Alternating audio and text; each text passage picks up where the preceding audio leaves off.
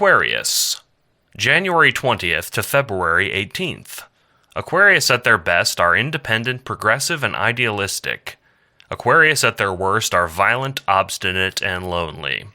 Aquarius's horoscope is rethink a major choice. Soon. Eridan evanescence ampora. What the fuck do you want, bitch? Don't call me a beach. I know you're making a sea pun about bitch since we're both sea dwellers, and it's neither endearing nor funny. You need to help Karkat. Buzz off. I ain't helping any bullshit about these humans. It's hopeless. We ought to just wait for the demon to krill us. You're such a pathetic little doomer, Eridan. Sorry I couldn't be more full of hope like your little pet Solix. Pet? You're disgusting. He's not my pet, he's my friend. Most people don't make out with their friends. Okay, fine. Boyfriend. I don't know what you see in that gangly rat. He's a low blood. You should be dating me. Well, I'm done caring about the hemospectrum. That makes literally 0 sense, but okay. Stop caring about your biology. Sounds like a good time. Whatever. Just help Karkat. It would mean a lot to him. You owe him, you know. Fine. Yay!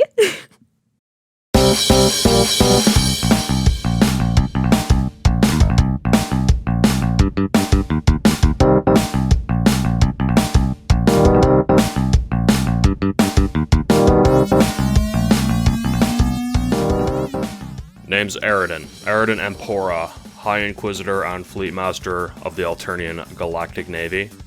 Or I was gonna be, till my planet died. Let me explain 2 things to you humans, and I'll make sure to explain them nice and slow so your backwater Xenos minds can comprehend it. I'm gonna explain how we won Scrub, and I'm gonna explain the noble hemospectrum. The hemospectrum, otherwise known as the Great Gift and the Noble Blood, is what we call the stuff that runs through our Trollian veins. Throughout the galaxy, Xenos all bleed the same color, be it bright red or lime green or disgusting blue, but we trolls are blessed by the great god, fuck. Since you trash brains probably don't even know what fuck is, I'm gonna have to skip that. Every troll knows this, from the most revolting gutter blood to the most pious purple, so that makes you even worse than our wretches. That's why we type in the colors that we do. I type in violet because I am the most noble class beneath only pink royalty. The fact that our own Empress Fef isn't living up to her class means I'm in charge. By now, in Karkat's dumb fucking account of us winning this annoying game, almost everyone was in. We were split into 2 teams since we figured it would be more competitive that way. We would see who could finish the game first. The red team so far was Karkat, then Gamzee, then Terezi, then Tavros, then Kanaya, then it was supposed to be me entering by Karkat to finish the loop, because even if the red team were a bunch of trash bloods, I didn't want to be on a team with that fucker Solix Captor. I fucking hate that guy. Not that way, though. The blue team, on the other hand, was Jackass Solix, then Aradia, who was somehow playing even though she was dead, then Equus, then Nepeta, then Vriska, then Pfeffery would finish the loop by getting Solix in.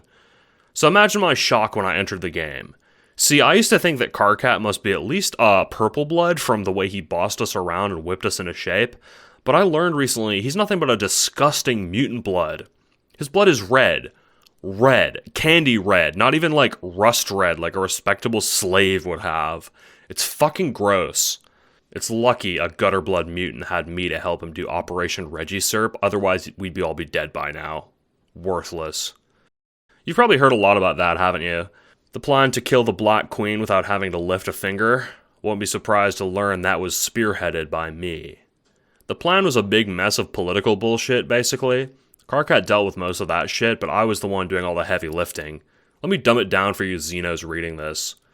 On the moons of Prospect and Durst, in every single session there are a few constants. First are the simple ones, the kings and queens. The Black King and the Black Queen orchestrate the end of the game, and the white variants hold them off until we can finish our quests. But there are other things that repeat too. Like, there's a character named Ms. Paint who exists in every game session. There's also a character who goes by the name of Sovereign Slayer. In your session, I guess he became the demon that invaded our session. How that happened is still fucking mystifying, but that's how it is, I guess. Everyone seems really freaked out by the demon, but if you gave me 1 minute with him and my repulsion rifle, he'd be dead in like 2 seconds. In our session, our Sovereign Slayer didn't turn into a jacked up wolf beast monster though. He was just this mob guy, called himself Spades Slick. We had this little crew, down and dirty pack of lowlife Xenos called the Midnight Crew. You might be wondering, how exactly are a bunch of Dursite lowlifes supposed to help us? Easy. I think a constant in every scrub session is the fact that the Sovereign Slayer secretly wants to kill the Black Queen. He's hardwired to hate her guts or something. Karkat learned this early on by becoming the Slayer's confidant, since only Karkat had the patience to bother with the black-shelled Xeno weirdos. Probably because he and the Slayer both bleed the same red blood. Pathetic. The Slayer isn't very strong on his own, but on Durs he holds a lot of power. He's in a high position, the Queen's right-hand man practically. It took a lot of planning to get him in position, but our scheme was this. See, I'm not actually a Durs dreamer, I'm a Prospit dreamer. For some reason, the Dursites hate the Prospidians with a fiery passion, so you can imagine how much they'd hate the dreamers from that planet. This rivalry was the basis of our scheme. The plan was an elegant one. I turn myself over to Slick, and he presents me to the Queen as if I'm a political prisoner. Then, once her guard is down, Slick springs me free, and I make short work of the guards while he shoots the Queen in the head like a feral fucking wolf beast. That was the plan, anyway. Things basically fucked up from the very beginning.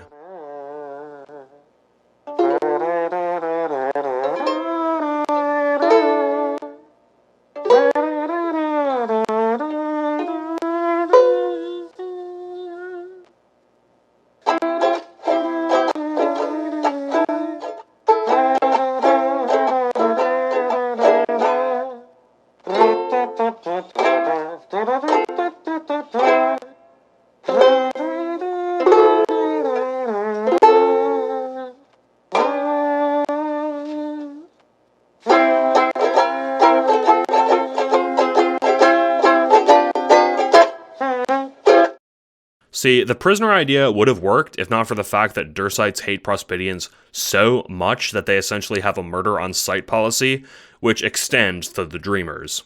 So when my Dream Self showed up in my Prospit yellow outfit with Slick, the Dursites just went ahead and took me to the gallows. "Don't you want to take him to the Queen?" said Slick. "No," said the other Durs guys, dragging me away.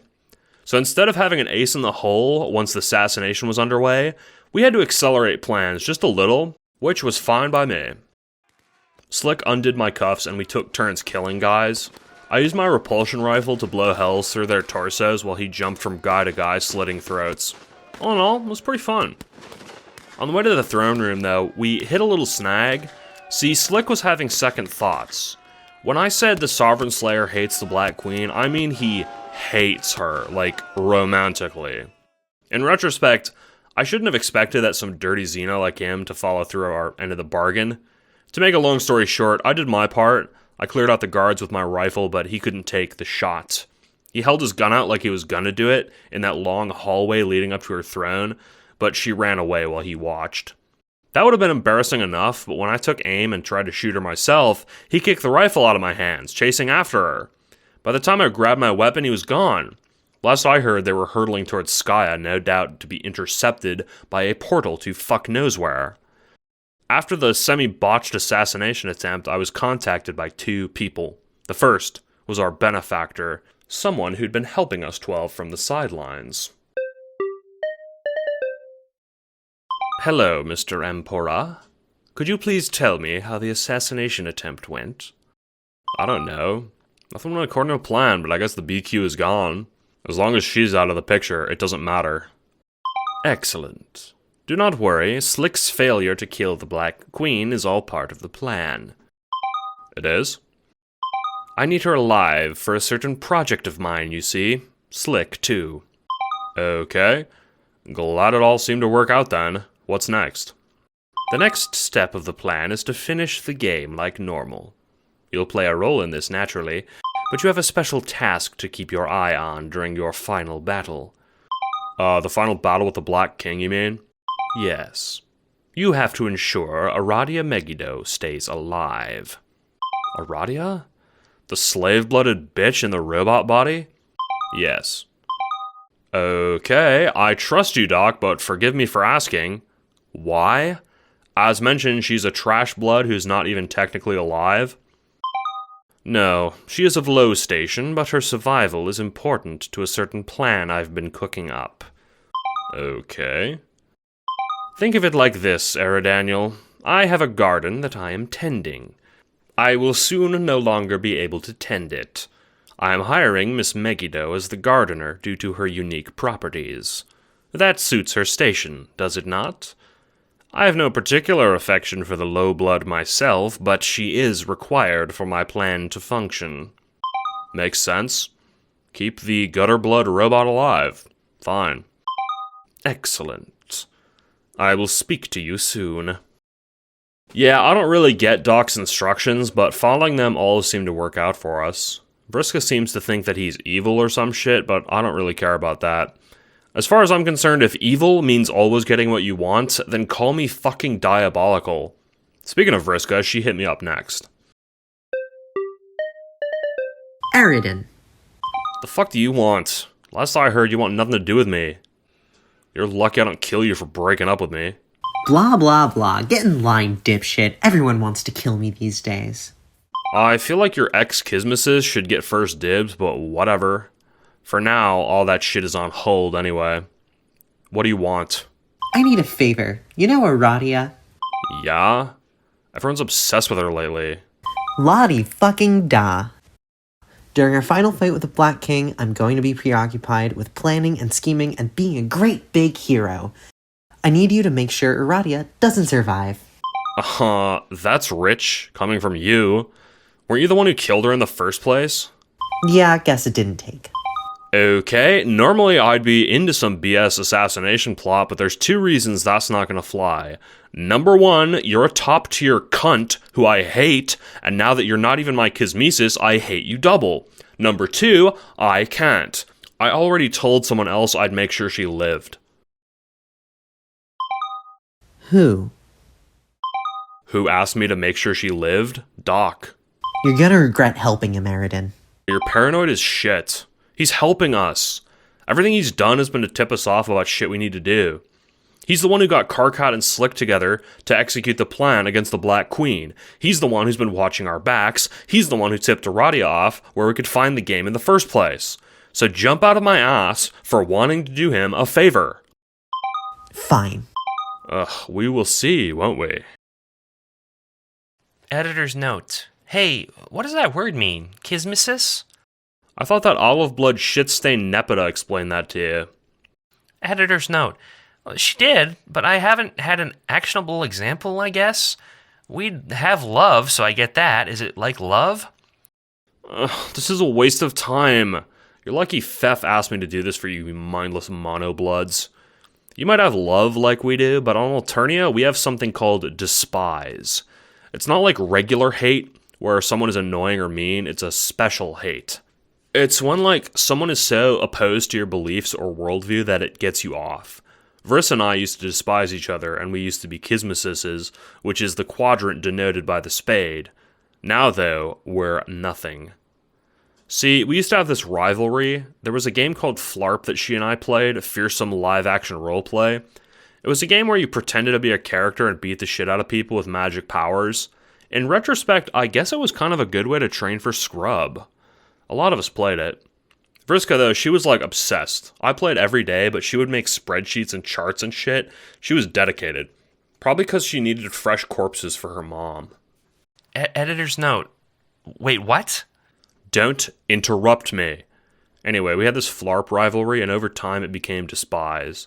Then, after a while, she got bored doing the same shit over and over. Kind of like how Fef got bored of me when she started macking on Solix. What a fucking joke. I'm the highest on the totem pole. I'm a sea dweller. My blood is the best next to royalty. My ancestor was a corsair with a body count in the billions.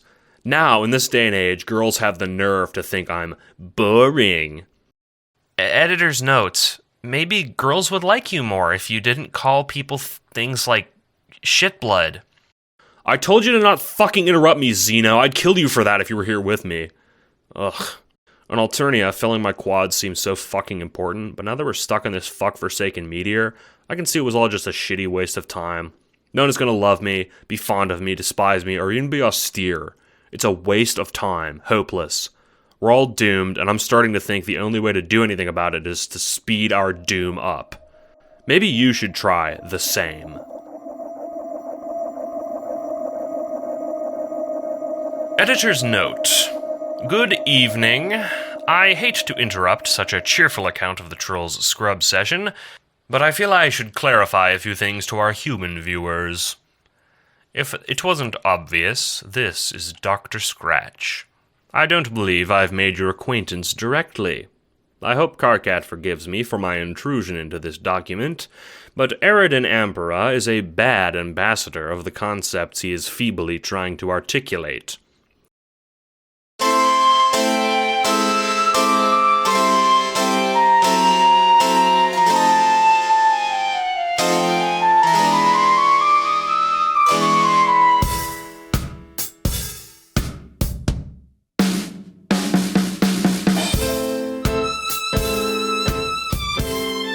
Quadrants and the goddess Fuck must seem rather alien to you humans, and for the sake of your continuing education, and to scratch my own narrative muscles, I would like to gift you with an account of the Alternian creation myth. It is, as many myths are, only true in part, so bear this in mind as you read it.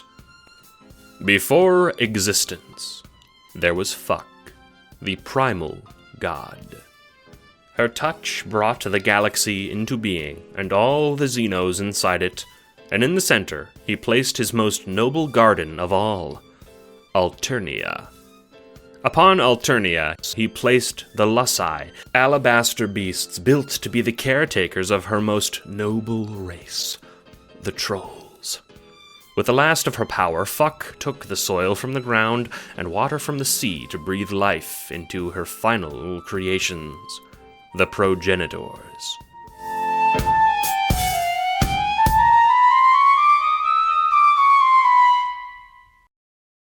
First came the Empress, blood of Fuchsia, with fins to swim in the seas and power over the world.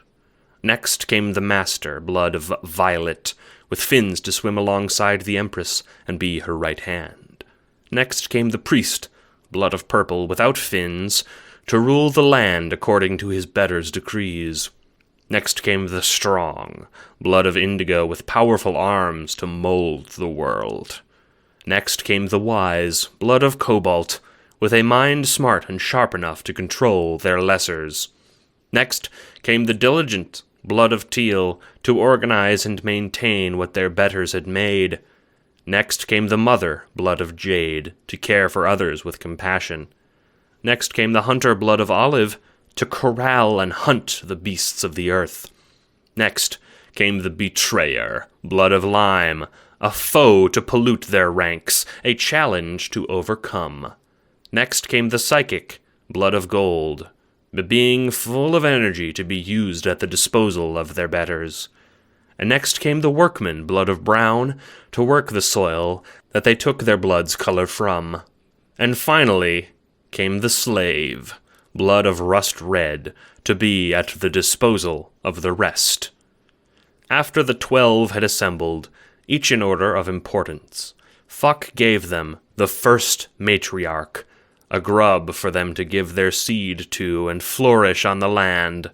From her womb, eggs hatched into the drones, which served as the peacekeepers, putting all in their rightful places. More eggs still spilled out into the caverns, which the mother brought to fruition. The troll race flourished over the millennia, and took Alternia as its own, the Empress ruling over it, and every planet they could reach. Over time, they rejected the Lime Bloods, possessing the sickly green blood of the Betrayers, killing them and eliminating their blood from the galaxy. And should a troll ever be born of lime, or any shade outside this noble hemospectrum, they shall be discarded and fed to the grub from whence they came, or be torn apart by the drones. Upon Alternia's doom, There were not many trolls who believed a literal interpretation of these events. Religion was never big on the planet to begin with, but as you humans know from your own planet, a religion doesn't need to be believed in the literal sense to be enforced into law. Followers of this literal depiction were part of the Witness to the Fast Fuck, or more colloquially, fuckers. This sect was large, headed by the Clown Church of Miracles, whose clergy were purple-blooded clowns. But the far larger sect were those who followed the word of the Messiah of Fuck, the troll known as Jigus, or the Sufferer. I should go on any longer, humans. I let myself drone on like a lecturer there. You're not here to learn about esoteric churches from a long-doomed world. You're here to learn about your forebears. Goodbye for now, but I will be in touch. Homestuck Alternate Universe is written, produced, and narrated by Funk McLovin. Also featuring Janaya as Kanaya, AE as Terezi, Bucky as Karkat, Pakin as Tavros, Shrimp as Nepeta, Technically Dead as Salix, Harper as Vriska, Eclippi as Gamzee and Equius, and West as Pfeffery. Illustrations are by Sunny Dionysus and Gastro. Please support Homestuck Alternate Universe on patreon.com/funkmclovin for early access, behind the scenes, and bonus features, but mostly to simply support the efforts of independent creators. Homestuck was written by and is the creation of Andrew Hussie. Thank you for listening.